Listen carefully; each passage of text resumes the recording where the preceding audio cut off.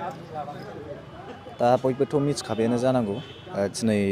रोदानि मुहुरत आरबि film प्रडाक्सननिफ्राय गोदान दिनैनिफ्राय first जागायसिगोन आरो बेनि गेजेरावनो आं मोनसे गुड निउस खिन्थाबावनो सानदों नोंथांमोननि गेजेराव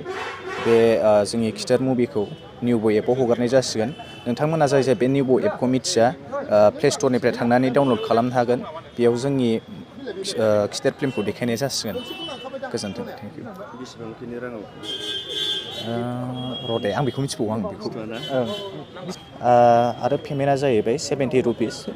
पे खालामनानै नायनो हागोन खिथेर सावथुनखौ मारै रायजो राजाफोरनो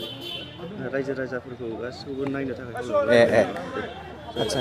रायजो राजा नोंथांमोनखौ बेनिखायनो आं गुरै खावलायनाय गासिबो बे प्ले स्ट'र एपखौ डाउनल'ड खालामनानै नायनो हागोन थेंक इउ